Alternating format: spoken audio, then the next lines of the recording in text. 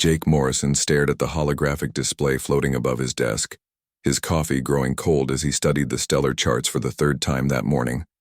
Something was wrong with the maps, but he couldn't quite put his finger on what it was.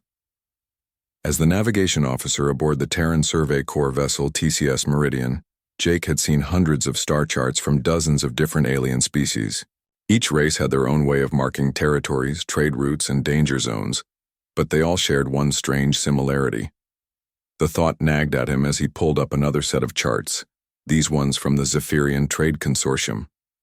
Like all the others, the map showed detailed information about star systems, shipping lanes, and resource deposits throughout most of the galaxy. But there was a clear boundary line where all the information simply stopped. Beyond that line, in the direction of human space, there was nothing. No stars marked, no exploration notes, no territorial claims. Just empty space where Jake knew for certain there were thriving human colonies. Still working on those charts, Jake? Commander Lisa Grant walked into the navigation room, carrying her own cup of coffee and a data pad filled with her latest xenobiology reports. She had been Jake's friend since their academy days, and he trusted her judgment more than anyone else on the ship. "Lisa, look at this," Jake said, gesturing to the holographic display. "I've been comparing navigation charts from every species we've encountered in the past 6 months. Zephyrians, Vorthans, Thurians, even those ancient Kalari archaeological maps we found on Nexus Station. They all have the same gap." Lisa set down her coffee and moved closer to examine the display. "What kind of gap?" Jake manipulated the controls, overlaying several different maps on top of each other. "See this boundary here? Every single alien map stops at exactly the same point. But we know there are human colonies beyond this line. Hell, my sister lives on New Denver, which should be right here." He pointed to an area marked as empty space on every alien chart. "Maybe they just haven't explored that region yet," Lisa suggested, though her voice carried a note of uncertainty. "The galaxy is huge, Jake. It's possible they simply haven't had reason to map human territory." "That's what I thought at first," Jake replied, pulling up more data. "But look at this. These Vorthan military charts show detailed information about star systems that are thousands of light years away from their home worlds. They've mapped regions that would take their fastest ships decades to reach. But this area, which is relatively close to several major alien trade routes, is completely blank." Lisa studied the charts more carefully, her scientific mind beginning to see the pattern Jake had noticed. "You're right. This isn't random. It's like they're deliberately avoiding this region." "Exactly, and there's something else." Jake switched to a different display, showing communication logs from their recent visits to various alien stations. "I started paying attention to how different species react when I mention anything about human expansion or our outer colonies. Watch this." He played back a recording from their visit to the Thurian trading post on Kepler Station. In the video, Jake could be seen talking casually with a Thurian merchant about shipping routes and unexplored territories. The moment Jake mentioned coordinates near human space, the alien's demeanor changed completely. The Thurian's 4 eyes went wide, his tentacles began twitching nervously, and he quickly excused himself from the conversation. "That could be coincidence," Lisa said, but she was clearly becoming more interested in Jake's theory. "Maybe, but it's happened every single time." Jake showed her more recordings. A Zephyrian diplomat who suddenly remembered an urgent appointment when Jake asked about exploration beyond the unknown regions. A Vorthan scientist who literally backed away when Jake mentioned human settlements in what the alien maps marked as empty space. Even the normally chatty Kalari historians became silent and uncomfortable whenever the conversation turned to that particular area of the galaxy. Lisa sat down in the chair next to Jake's workstation, her expression serious. "This is actually starting to worry me. What are you thinking?" "I think every species in the galaxy knows something about human space that we don't," Jake said quietly. "And whatever it is, they're all agreed that they don't want to talk about it." The two humans sat in silence for a moment, both contemplating the implications. Finally, Lisa spoke up. "We're docking at Nexus Station tomorrow for resupply. It's the biggest trade hub in this sector, with representatives from almost every known species. Maybe we can do some more investigating there." Jake nodded, already formulating a plan. I want to approach this carefully. If there really is some kind of conspiracy or secret about human space, we don't want to alarm anyone. We need to ask the right questions without making it obvious what we're looking for. The next day, the TCS Meridian docked at Nexus Station, a massive space station that served as a neutral meeting ground for interstellar trade and diplomacy. The station was a marvel of engineering, built jointly by several species and constantly buzzing with activity. Merchants, diplomats, tourists, and explorers from dozens of worlds mingled in its corridors and marketplaces. Jake and Lisa split up to cover more ground, each carrying a list of casual questions they hoped would provide more information. Jake started in the merchant quarter, where traders from across the galaxy gathered to buy and sell everything from rare minerals to exotic foods. His first stop was at a Zephyrian spice merchant's stall. The Zephyrians were known for their extensive trade networks and detailed knowledge of shipping routes throughout the galaxy. Jake pretended to be interested in purchasing some rare seasonings while steering the conversation toward exploration and uncharted territories. Business must be good if you're trading in such remote regions, Jake said casually, examining a container of bright purple spice. I imagine you've seen parts of the galaxy that most people never get to visit. The Zephyrian merchant, whose name was something unpronounceable involving several clicking sounds, seemed happy to discuss his travels. He talked enthusiastically about distant worlds and exotic markets, but when Jake mentioned coordinates in the direction of human space, the alien's attitude changed instantly. That region is not suitable for trade, the merchant said quickly, his voice becoming formal and distant. I must attend to other customers now. Jake tried to continue the conversation, but the Zephyrian had clearly decided their interaction was over. Frustrated but not discouraged, Jake moved on to his next target. The pattern repeated itself throughout the day. A Thurian explorer who had mapped star systems in 3 different galactic arms suddenly became nervous and evasive when Jake asked about the unexplored region near human territory.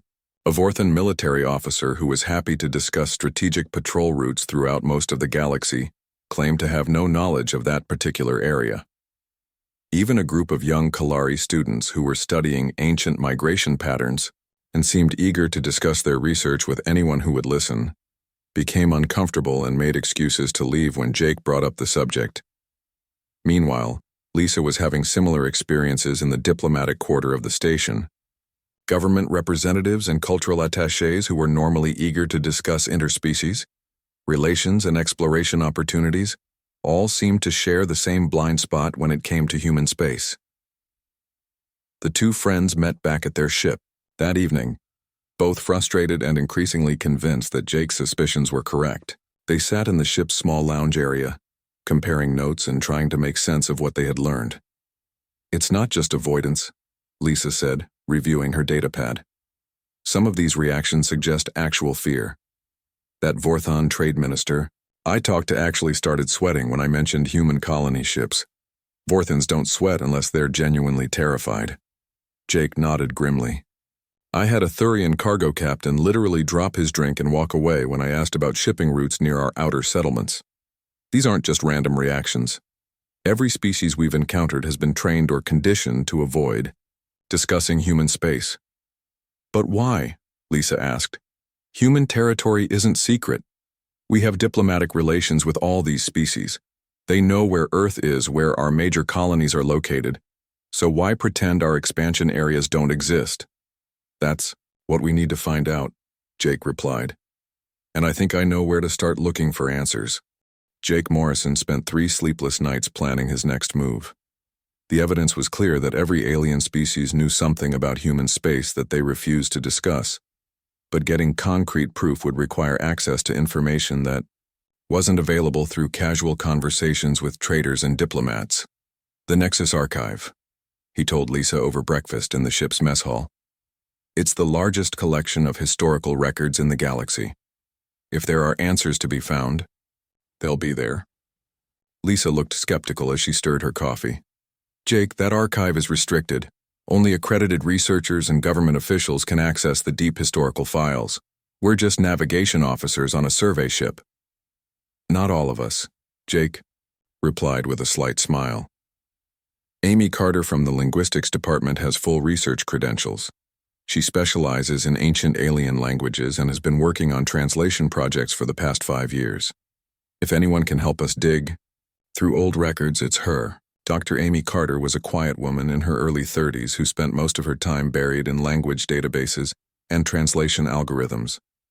When Jake and Lisa approached her with their theory about the Galactic conspiracy, she listened carefully to their evidence before agreeing to help. "I've always wondered about some inconsistencies in the historical records," Amy admitted as they walked through the corridors of Nexus Station toward the archive entrance.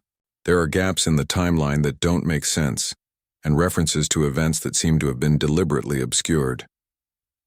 The Nexus archive was a massive structure at the heart of the station, its walls lined with data storage units containing millions of years of galactic history. Amy's research credentials got them past the security checkpoints and into the main research area, where dozens of scholars from various species worked quietly at individual terminals. "We need to be careful," Amy whispered as she led them to a private research booth. "The archive monitors all access requests. If we start pulling up obviously sensitive material, we'll attract attention. We need to make our searches look like routine academic research." She began by accessing general historical databases, searching for early references to humanity in alien records. What they found immediately confirmed Jake's suspicions. Humans appeared in the oldest alien texts, but the references were scattered and incomplete, as if someone had gone through the records and removed most of the information. "Look at this," Amy said, pointing to a Kalari text that was over 2,000 years old. "This is a trade agreement between the Kalari Empire and something called the Silent Hunters. The description of these beings matches humans perfectly: bipedal, tool-using, highly adaptive. But there's no mention of where they came from or what happened to this trade relationship." Lisa leaned closer to read the translated text. "Silent Hunters? That's an odd name for a trading partner." "It gets stranger," Amy continued, pulling up more records. "Here's a Vorthan military report from about the same time period. It talks about bipedal predators with advanced technology that somehow appeared in previously unexplored space. The report recommends extreme caution when dealing with these beings." Jake felt a chill run down his spine. "They're talking about humans, aren't they? But these records are from thousands of years ago, long before Earth was supposed to have made contact with galactic civilization." Amy nodded grimly. "That's what I'm thinking.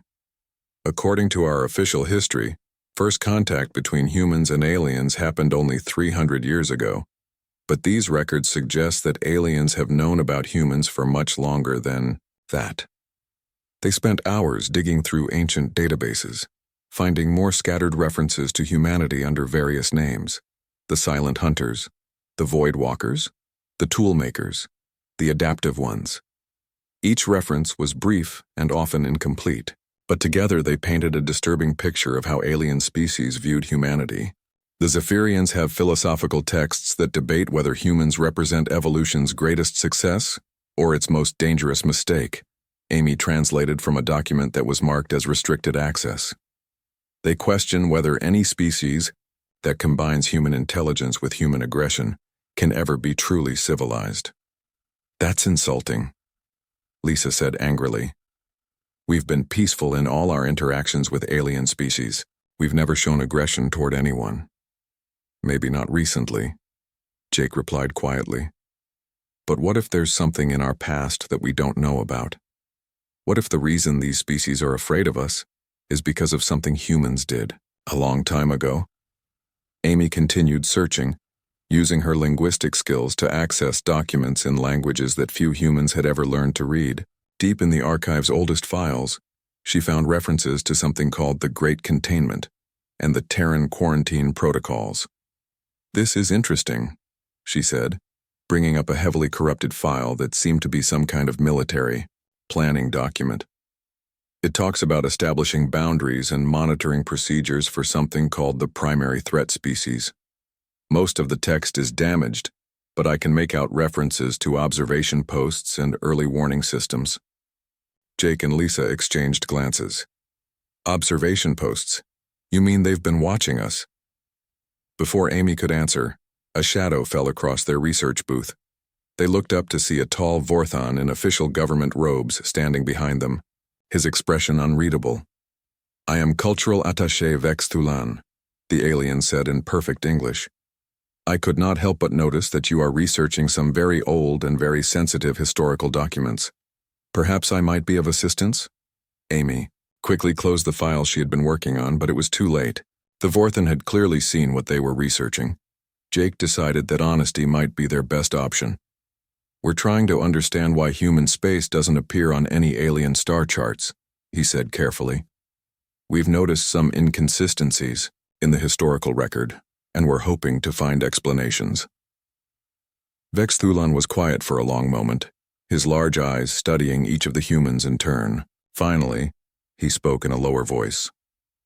"There are some subjects that are not discussed openly in galactic society. Some knowledge that is considered too dangerous to share freely. What you are researching falls into that category." "Dangerous to whom?" Lisa asked. "We're not trying to cause trouble. We just want to understand why our own species seems to be treated differently from everyone else." The Vorthon glanced around to make sure no one else was listening, then leaned closer. "Your species has a reputation, humans. A reputation that was earned long before your official first contact with galactic civilization. There are those who believe that reputation is unfair, based on ancient misunderstandings. There are others who believe the precautions we take are absolutely necessary." "What kind of reputation?" Jake pressed.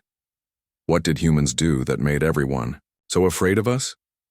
Vex Thulan straightened up, his official demeanor returning.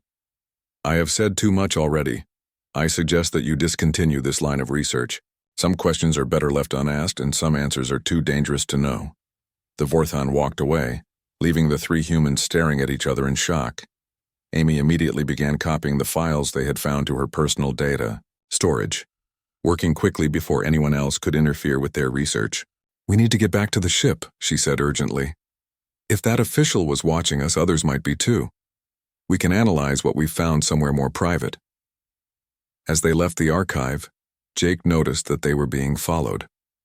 Not obviously, but he caught glimpses of the same aliens in the corridors behind them, always staying just far enough back to avoid direct confrontation. The watchers included representatives from several different species, suggesting that their research had attracted attention from multiple governments. Back aboard the TCS Meridian, Captain Ben Torres listened to their report with growing concern. A career military officer with 20 years of experience in deep space operations, Torres had always prided himself on understanding the political complexities of interspecies relations. But this situation was unlike anything he had encountered before. "You're telling me that alien species have been monitoring human space for centuries, and our own government doesn't know about it?" he asked incredulously. "Either they don't know, or they're keeping it secret from their own people," Jake replied. "But the evidence is clear. Every alien species we've encountered has detailed knowledge about human capabilities and human territory, even though they pretend otherwise in public." Amy had been analyzing the files they had copied from the archive, using her translation software to decode more of the ancient texts. What she found made the situation even more disturbing. "Captain, I think I found something important," she said, calling up a document on the main display screen. "This is a Thurian military analysis from 800 years ago. It's heavily damaged, but I've been able to reconstruct most of it." The document appeared to be a threat assessment, analyzing the potential danger posed by what it called the Terran species. The language was clinical and detached, but the conclusions were chilling. According to this report, humans were classified as a Category 5 extinction risk. The journey back to human space felt different to Jake Morrison. Every sensor reading, every navigation beacon, every routine communication seemed to carry hidden meaning now that he knew the truth about galactic containment protocols. As the TCS Meridian traveled through the hyperspace lanes toward Earth, Jake found himself studying long-range sensor data with new eyes. "Captain, we have company," announced Lieutenant Danny Walsh from the engineering station. The young officer had been monitoring the ship's systems when he noticed something unusual in their sensor logs. Multiple contacts maintaining parallel courses at extreme range. "They've been with us since we left Nexus Station." Captain Torres moved to the sensor station and studied the readings. Sure enough, there were at least 6 different vessels shadowing, their movements staying just at the edge of detection range. The ships appeared to belong to different alien species, but they were all maintaining the same relative position to the meridian. "They're watching us," Lisa said quietly, joining the group around the sensor station. "Just like the containment protocols described. They want to make sure we're heading back to human territory where we belong." Amy Carter looked up from her translation work, where she had been continuing to decode the ancient documents they had copied from the archive. "It's worse than that. I found references to something called the Observer Network in these Kalari texts. It appears to be a coordinated surveillance system that monitors all human ship movements beyond our designated boundaries." Jake felt a chill as he realized the implications. "How long have they been watching us? Years? Decades? Try centuries," Amy replied grimly. "These documents suggest that every human exploration mission, every colony ship, every trade expedition has been under alien observation since we first started traveling between stars. They've been cataloging our capabilities, our technology, our expansion patterns." Captain Torres studied the alien ships on the long-range sensors, noting their formations and movement patterns. As a military officer, he recognized coordinated surveillance when he saw it. This isn't random. They're following specific protocols, maintaining specific distances. This is a professional intelligence operation. Danny Walsh had been running diagnostics on the ship's systems when he made another disturbing discovery. "Captain, I think you need to see this. I've been analyzing our quantum drive efficiency ratings over the past few months, and I found some irregularities." He brought up a series of technical readouts on the main display. "Every time we've docked at an alien station or had contact with alien technology, our drive systems show microscopic modifications. They're so small that they wouldn't be noticed during routine maintenance, but they're definitely there." Jake studied the technical data, trying to understand what he was looking at. "What kind of modifications?" "Range limiters," Danny explained. "Someone has been subtly altering our navigation computers to prevent certain jump calculations. Specifically, calculations that would take us beyond a certain boundary in space." Lisa gasped as she understood the implications. "They've been sabotaging our ships, limiting how far we can travel?" "Not sabotaging exactly," Danny clarified. "The modifications are so subtle that they look like normal system variations, but the cumulative effect is that our ships can't travel as far as they should be able to. We've been technologically contained without even knowing it." Amy pulled up her latest translation on the main screen, showing a Vorthan technical manual that described something called Passive Navigation Restriction Protocols. This document explains how to modify alien quantum drives to limit their range without detection. It's a standard procedure that's been in use for over 400 years. The crew of the Meridian sat in stunned silence as they processed this information. Not only had humanity been under surveillance for centuries, but their own technology had been secretly modified to keep them within acceptable boundaries. "Sir, we're receiving a priority communication from Earth Command," announced the communications officer. "It's marked urgent and classified." Captain Torres accepted the transmission in his ready room, with Jake, Lisa, and Amy joining him to hear what Earth's government had to say about their discoveries. The face that appeared on the screen belonged to Dr. Rachel Brooks, a xenopsychologist, who worked in the diplomatic corps. "Captain Torres, I understand your team has been conducting unauthorized research into alien historical records," Dr. Brooks said without preamble. "I need to speak with the officers involved immediately." Jake stepped forward. "Dr. Brooks, I'm Lieutenant Commander Morrison. I'm the one who discovered the inconsistencies in alien star charts. We've found evidence that humanity has been under systematic surveillance and containment for centuries." Dr. Brooks was quiet for a moment, studying Jake's face through the communication link.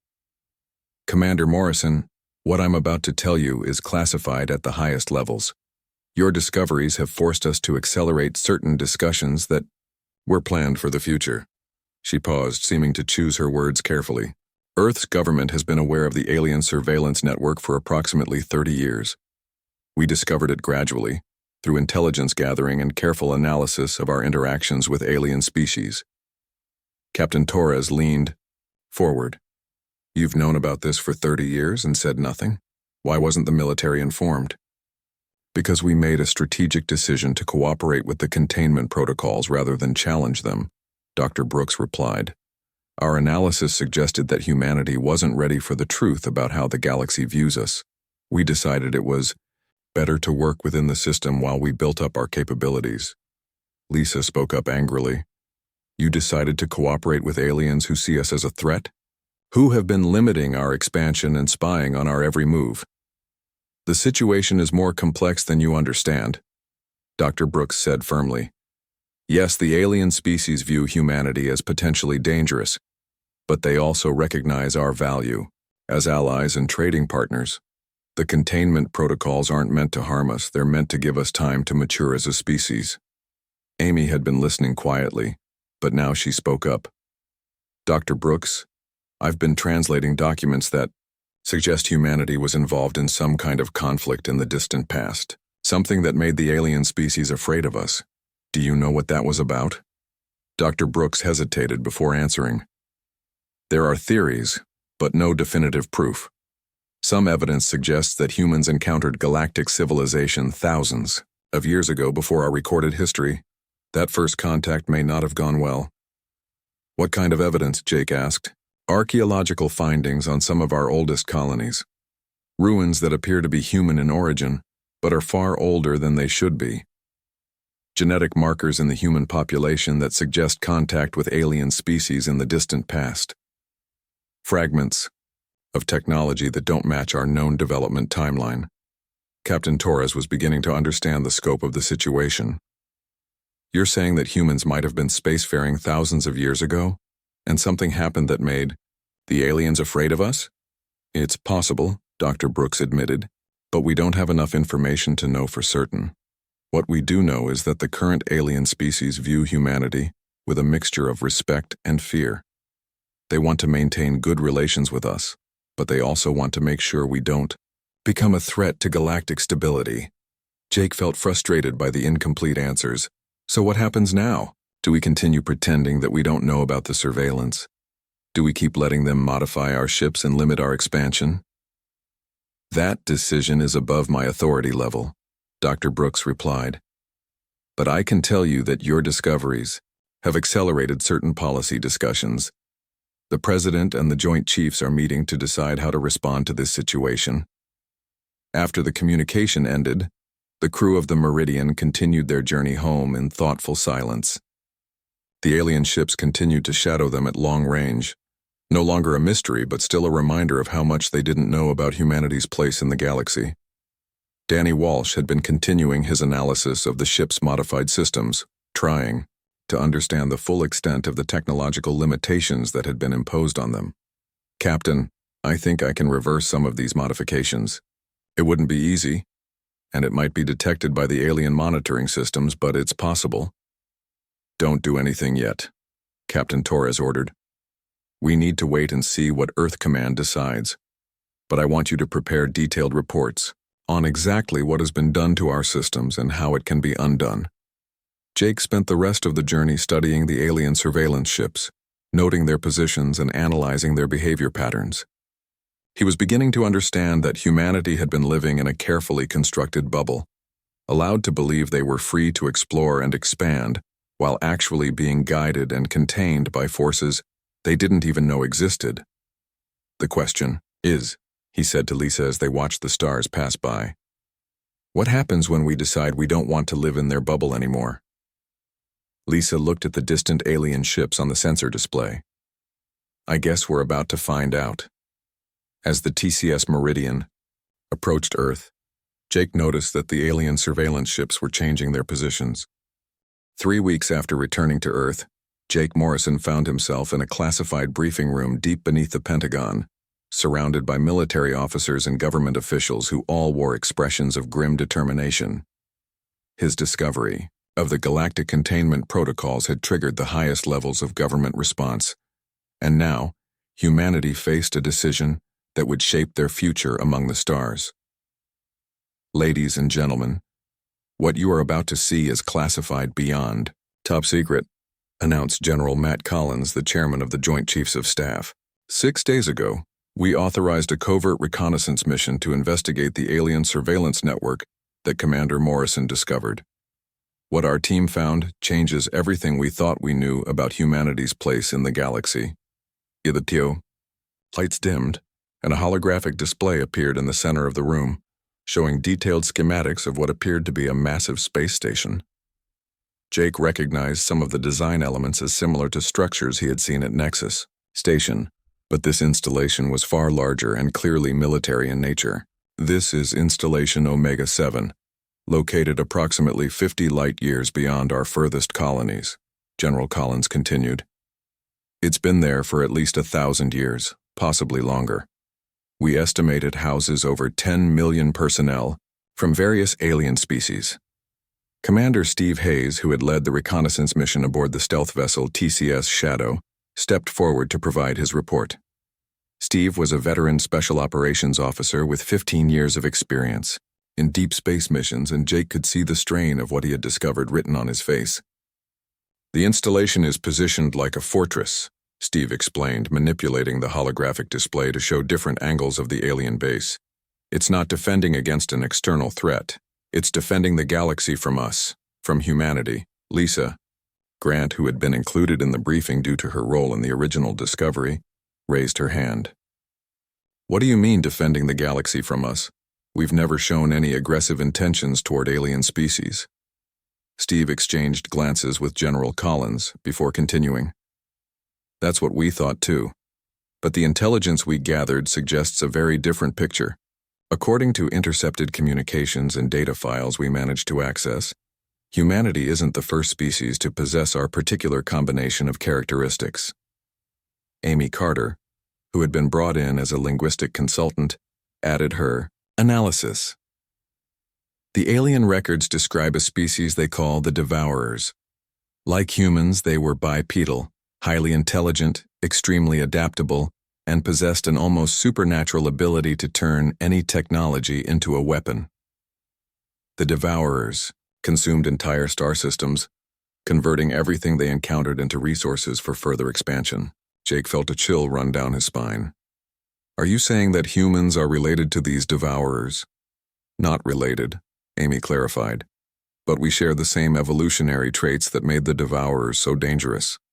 High intelligence combined with predatory instincts, extreme adaptability, the ability to cooperate in large groups while maintaining individual initiative. From the alien perspective, humans are exactly the same type of species that nearly destroyed galactic civilization thousands of years ago.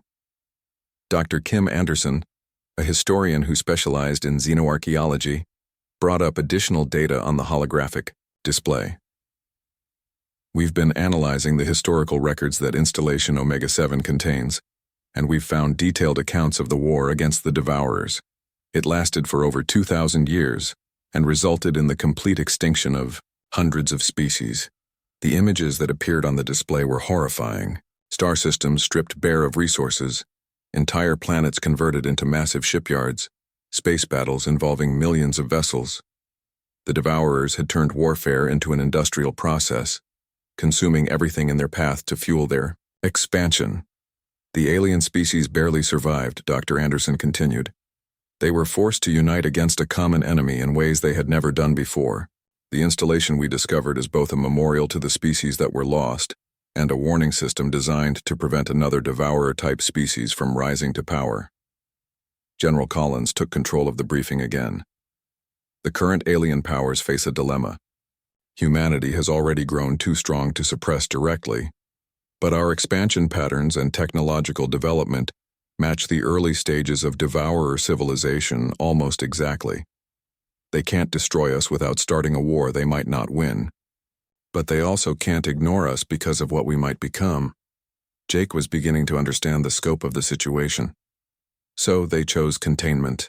Keep us happy and distracted while they monitor our development, hoping we would evolve beyond our predatory instincts before we became too dangerous. Exactly, General Collins confirmed. The surveillance network, the technological limitations, the gaps in star charts, it's all part of a carefully designed system to manage humanity, while the alien powers debate what to do with us long-term. Steve Hayes brought up new data from his reconnaissance mission. But their plan is falling apart. The installation's communications traffic has increased dramatically since Commander Morrison's investigation began. They know we're starting to figure out the truth, and they're not sure how to respond. Amy had been translating more of the alien communications intercepts, and her findings were disturbing. There's a faction among the alien powers that wants to implement what they call active containment measures. Essentially, they want to use military force to prevent further human expansion. There's also a peace faction, Dr. Anderson added. They argue that humanity has shown restraint and cooperation in our dealings with alien species. They believe we can be trusted to join galactic civilization without becoming a threat. Lisa leaned forward. What about a third option? What if we prove that human traits that make us dangerous can also make us useful? General Collins nodded, approvingly. That's exactly what we're hoping to accomplish. Our preliminary plan involves gradual expansion beyond the containment boundaries, but with a focus on protection rather than conquest. We want to show the galaxy that humanity's predatory instincts can be channeled toward defending others, rather than destroying them. Jake studied the intelligence data from Installation Omega-7, noting the defensive positions and communication arrays that allowed the aliens to monitor all human activity. What happens if they decide we're too dangerous to contain peacefully? Steve's expression grew darker. Then we face a coordinated attack from multiple species, designed to either destroy human civilization or reduce us to a pre-spaceflight level. The installation has the firepower to sterilize entire star systems if necessary. The room fell silent as everyone contemplated the implications. Humanity was balanced on a knife's edge, with their future depending on how alien species interpreted their actions and intentions. There's something else, Amy said quietly. I found references to previous attempts at peaceful integration. Other species that shared some human characteristics were given chances to prove themselves worthy of galactic citizenship. Most of them failed the test.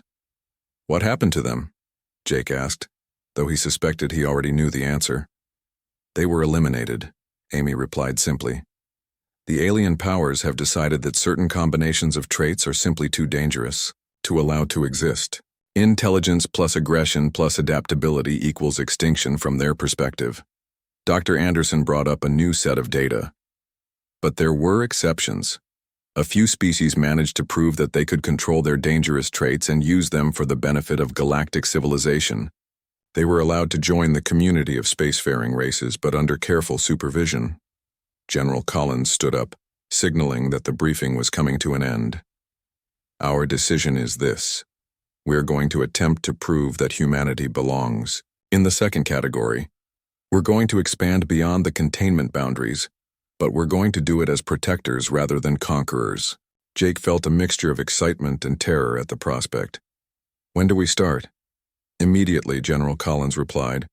We're forming a new deep space exploration force with ships designed to operate beyond alien surveillance. Commander Morrison, given your role in discovering this situation, you're being promoted to captain and given command of the first expedition. Steve Hayes stepped forward. I'll be leading the military component of the mission. Our job is to establish human presence in the forbidden zones while demonstrating that we're not a threat to existing civilizations. Amy gathered her translation materials. And I'll be working to establish communication protocols with any alien forces we encounter. We need to make it clear that humanity understands the concerns about our species and is willing to work within reasonable limitations. As the briefing ended and the various officers and officials began filing out of the room, Jake found himself staring at the holographic display showing Installation Omega-7. Somewhere in that massive structure, alien military commanders were making decisions about humanity's future. The question was whether humans could prove themselves worthy of trust before those decisions turned violent. No pressure, Lisa said quietly, joining him at the display. Just the survival of our entire species. Captain Jake Morrison stood on the bridge of the newly commissioned deep space vessel TCS Defiance, watching as Earth grew smaller in the view screen behind them. 6 months had passed since the discovery of Installation Omega-7, and humanity had spent that time preparing for the most important mission in their history. Today they would cross the containment boundary and find out how the galaxy would respond to humans who refused to stay in their assigned cage. All stations report. Ready, Captain? Announced Commander Lisa Grant, who now served as Jake's executive officer. The crew of the Defiance was entirely volunteer, composed of officers and specialists who understood that they might not survive this mission, but believed it was necessary for humanity's future. Long-range sensors are detecting multiple alien contacts, reported Lieutenant Danny Walsh from the sensor station. Looks like our watchers are still with us, but they're maintaining greater distance than usual. Amy Carter, now holding the rank of lieutenant commander and serving as the ship's diplomatic officer, studied the alien communication intercepts that were flowing across her console. I'm picking up increased chatter between the surveillance ships. They know we're approaching the boundary and they're not sure what to do about it. Jake had spent months studying the intelligence reports from Installation Omega-7, learning everything he could about alien military capabilities and the history of the Devourer War. He knew that crossing the containment boundary would trigger alarm systems throughout the galaxy, alerting every major alien power that humanity was no longer willing to accept limitations on their expansion. Signal from Earth Command, announced the communications officer. President Brooks is standing by for final authorization. Jake activated the main communications channel, bringing President Helen Brooks onto the bridge's main screen. The president looked tired but determined, carrying the weight of a decision that would affect every human being in the galaxy. Captain Morrison, you understand the significance of what you're about to do, President Brooks said.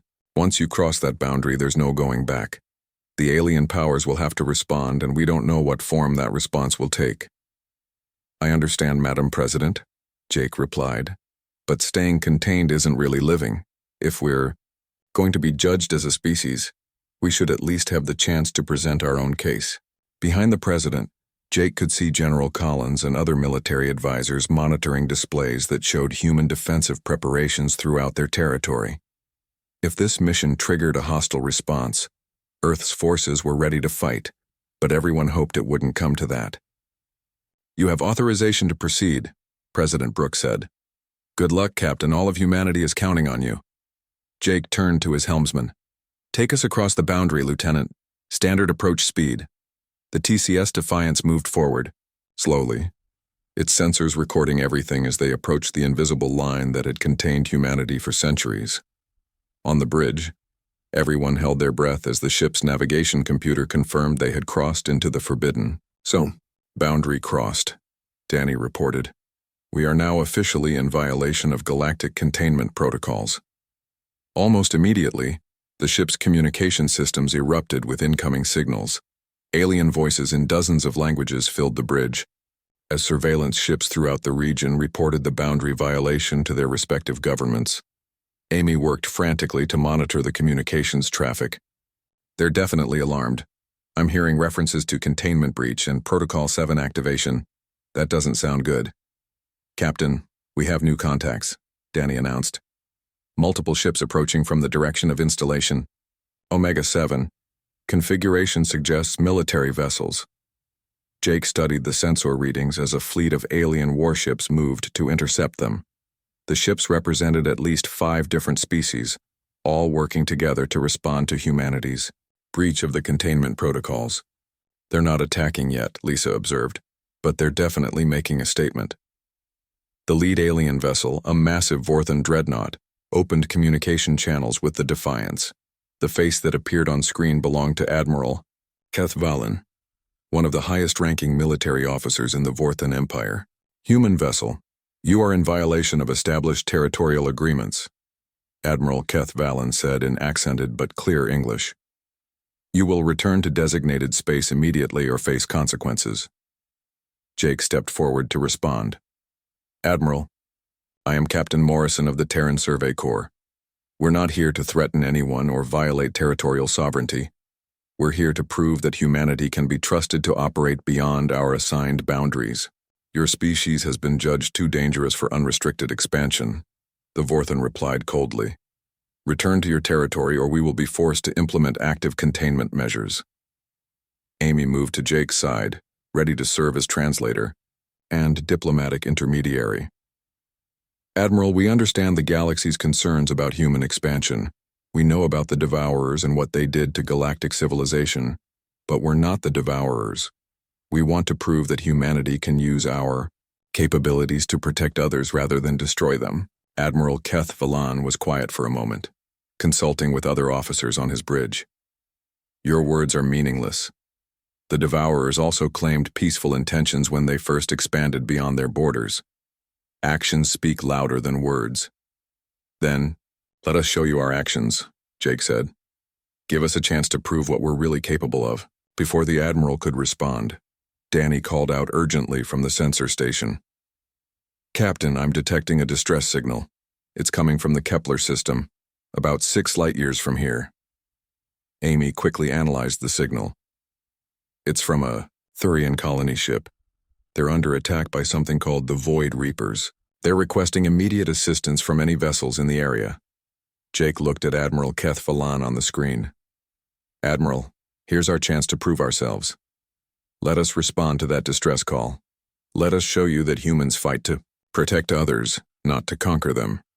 The Vorthon Admiral consulted with his fleet commanders before responding. This could be a deception, a way to justify your presence in restricted space. Then come with us, Jake offered. Monitor our actions. If we do anything that threatens galactic security, you can stop us. But if we prove ourselves, maybe it's time to reconsider the containment protocols. After several tense minutes, Admiral Keth Valan made his decision. Very well, Captain Morrison. We will accompany you to the Kepler system, but understand that any aggressive action on your part will result in immediate retaliation. The combined fleet of human and alien vessels jumped to hyperspace, racing toward the Thurian colony that was under attack.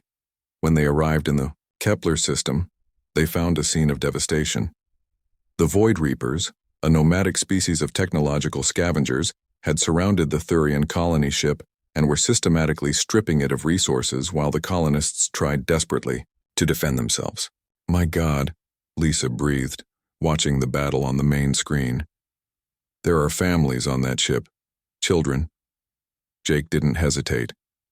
All hands, battle stations, we're going in.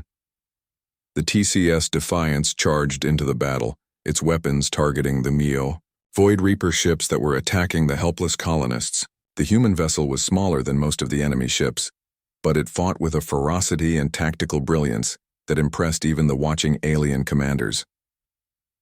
Amy coordinated with the Thurian colony ship, helping them evacuate their most vulnerable civilians while Jake and his crew fought to drive off the attackers. The human ship took heavy damage but refused to retreat even when faced with overwhelming odds. Captain, our shields are failing, Danny reported. Hull breaches on decks 4 and 5.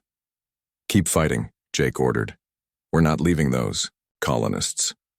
Admiral Keith Valan watched the battle from his command ship, seeing humans risk their lives to save aliens they had never met. When the TCS Defiance's weapons finally failed and the ship was in danger of being destroyed, the Admiral made a decision that would change galactic history. All ships, engage the Void Reapers, he commanded. Protect the human vessel. The alien fleet joined the battle, their combined firepower quickly driving off the scavenger ships. Together, human and alien vessels evacuated the Thurian colonists and provided medical aid to the wounded. In the aftermath of the battle, Admiral Keth Valan contacted Jake again. This time, his expression was thoughtful rather than hostile. Captain Morrison, your actions today have been noted and recorded. You risked your ship and crew to save beings you had never met, asking nothing in return.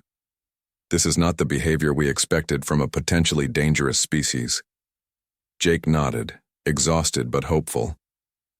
Admiral, this is what humanity is really, like when we're allowed to be ourselves. We fight to protect others because that's who we are.